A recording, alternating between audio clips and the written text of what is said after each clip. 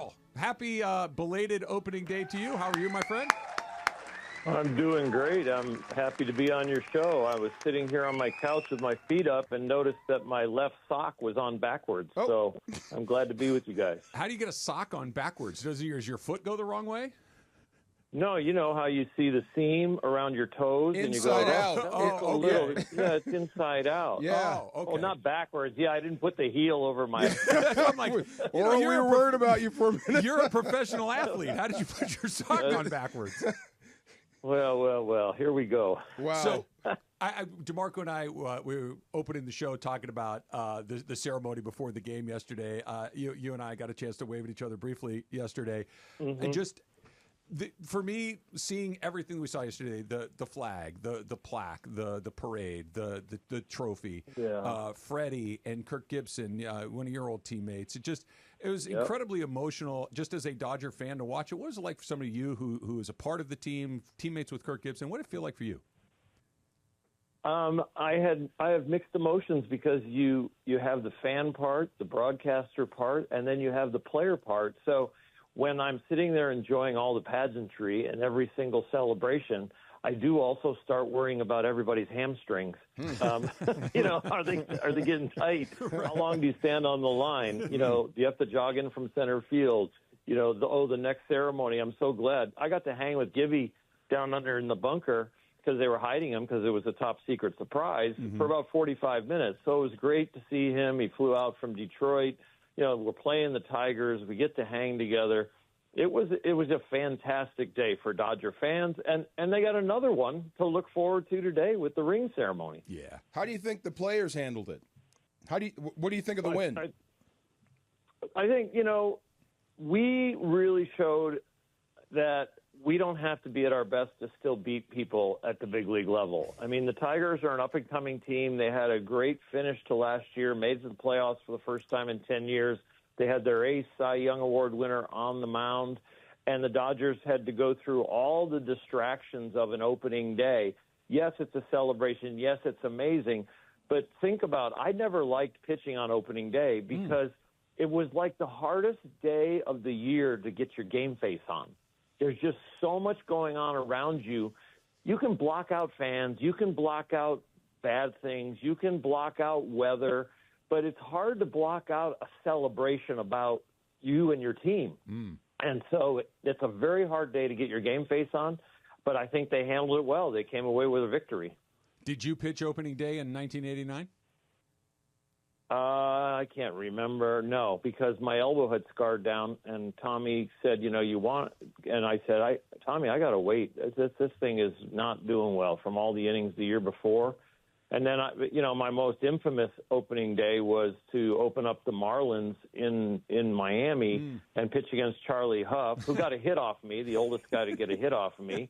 And we were swinging at that butterfly knuckleball, and I was I was overthrowing my sinker, and it was straightening out. And I don't know if I gave up 7 or 8 runs. The most embarrassing thing, other than the results of the game in Miami, was the next day I came in to start my workouts, and my whole locker was filled with Miami Marlin memorabilia they wanted me to sign. That's a tough day. All the opening day baseballs, opening day programs, opening day this, opening day that. Will you please sign all this for the organization? So, yeah, thanks a lot. It was great. Orel Hershiser joined us here.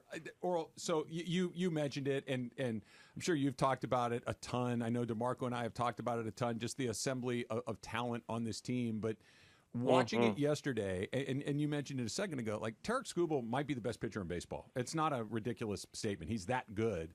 And the Dodgers didn't look great yesterday. There's a bunch of guys on base for the Tigers. Like, there was a bunch of traffic, and it's not like they lit up the scoreboard, but they beat the best pitcher in baseball, arguably, without playing all that well. And it just speaks to just so many different guys can get you. It was Edman. It was Teoscar Hernandez. It's just, take me through the thought process of, if you were trying to pitch this lineup, where do you catch your breath if you're pitching against a team that's this deep? Yeah, it's really deep. It means you can't make many mistakes. Certain 3 hitters in the lineup, you better pitch really well usually, and the others you can make mistakes and still get out. This lineup, you can't do that. It's probably 6 or 7 hitters that you can't make mistakes, and 1 or 2 are off their game. But it just shows how high their floor is. Their floor is really high. They're going to get a lot of wins this year from their floor. And when they're at their peak and they're clicking on all cylinders, the score might be 17-0. I mean, it's ridiculous. I mean, they're going to buck trends. Like the Tigers last year, lost very few games where they were ahead. Well, they were ahead yesterday 2-1. They lost very few games where they out-hit the opponent. They were a .900 winning percentage when they out-hit the opponent. Well, they out-hit the Dodgers. Guess what? The Dodgers bucked that trend and beat them. The Dodgers are going to do that most of the year because there's going to be a portion of their team, either that they perform at their floor, which is very high, or a portion of their team that just excels. So the starting pitching might excel. Like in Tokyo, the relief pitching might excel. The offense might explode. I think it's 9 out of the last 11 runs the Dodgers have scored have been from the home run. So that's kind of carried them. And they're 3-0 and they've been out-hit twice. Wow. That's crazy. That's crazy. So it is. Yeah. So it's just showing you they're kind of playing at their floor right now. Stop smiling, Travis. Stop. I'm not even looking at you. Stop smiling. So funny. It's just like anything. The biggest gun wins. You got to be accurate. I just got to get close, and I can still win.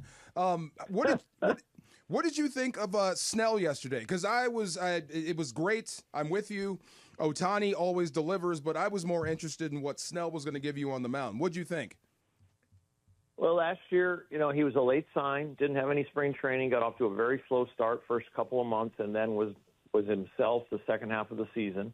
I thought he looked poised. I thought he looked in shape. I thought he looked ready to go. He was his typical self as far as, being effectively wild, sometimes being in jams created by himself, but figured out ways to get it done. And I think he's just a guy that loves to live on the edge. And I don't mean the edge mentally or the edge in the game. I mean the edges of the plate. I don't think he throws the ball down the middle and hopes it moves. I think he's more of a guy that he's trying to make like the precise pitch an awful lot. And when you do that and it's just, 3 to 6 inches off the plate, his spray pattern was very good. His edge percentage yesterday was off the charts, which means he was throwing a lot of competitive pitches. But the Tigers did a nice job of staying disciplined.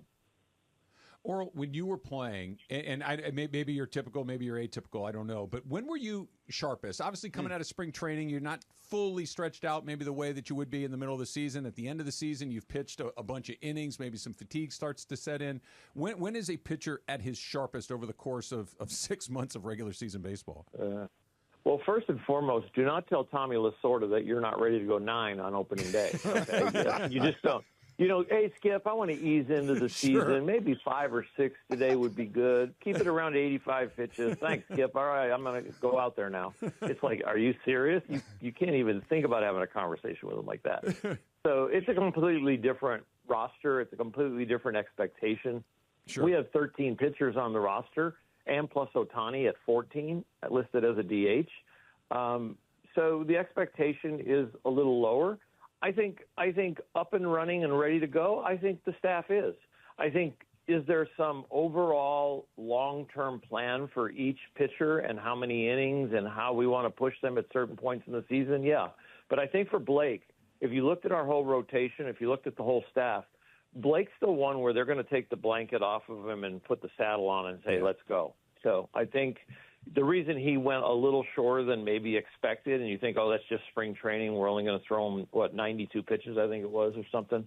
I think it's just more like the effectiveness and a little bit of the effectively wild. But, he comes away with a W, first time in a Dodger uniform at Dodger Stadium. I think it was a very successful day for him. Travis, what am I looking at when Ohtani hits that home run? The best baseball player you've ever put your eyes on before. Of where he hit it from what side of the plate. Isn't that odd, right? That's a lot of power. That's a lot of power, yeah. Right? Or am I wrong about that? I mean, this looks weird going there from there. Yeah. Yeah, I mean, from your profession, it's like a quarterback that can thread the needle and it's going 100 miles an hour with the football, and you're like, how did he make that throw? I mean, we've seen that, right? So how does he make that swing and hit it like that, like a right-handed pull hitter? I was sitting next to a friend of mine in the front row, very fortunate to be his friend and to sit in the seat every once in a while, Rich Robbins. He's a Dodger fan from San Francisco that grew up in New York. Wow. So, and he has season tickets in the front row at Dodger Stadium. Amazing man. So he turns to me as Ohtani walks to the plate and he goes, Orel, isn't it a different sound when he hits it? I go, yes, it is. It's a different sound than almost everybody in the big leagues.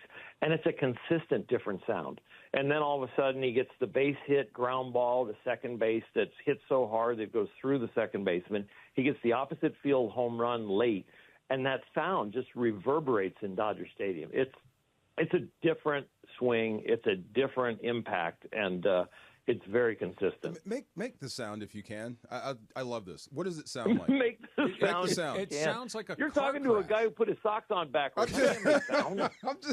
I'm just curious. You know, Yeah. like when you're like out on the freeway or whatever, and you hear two cars run into each other, that crunch. Yeah. It sounds like that. Like that? It Okay. just this. Wow, look at the production right now. You guys have that sound? How Oh, about my that? God. How about that? What's going on at? I think it needs to be louder.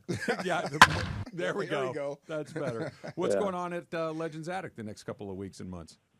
Oh my gosh, I'm about to get off the couch, get in the car, and go out to Legends Attic right now. We've got Joe Kelly there today. Oh, hey. So, and my partner, Eddie Alizadeh, he has hired a mariachi band for an hour. Right. Mariachi And Joe. we're going to have some mariachi jackets out there for him. So it's going to be a fun day. Joe is very, very popular. I think he's still looking to pitch.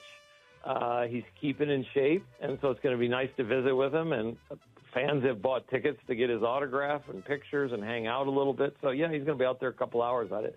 Legends Attic. I'll be going down the 210 freeway here in a little bit, getting off at Fruit Street, going to Foothill, cutting down there. I love Elvira's near us, the Mexican restaurant. Ooh. It's ridiculous. And then I will leave that around 12:45 or so and get to the stadium around 1:45, prep for the game, and get to finally do a broadcast. I didn't get to go to Tokyo, and ESPN did yesterday, but I'm looking forward to being on the air tonight. Well, we will certainly be checking Legend. it out. If you are in and around the Claremont area, go check out Legends Attic and see Mariachi Joe. Orel, always a pleasure. Yeah. Look forward to running into you soon. Thank you. All right.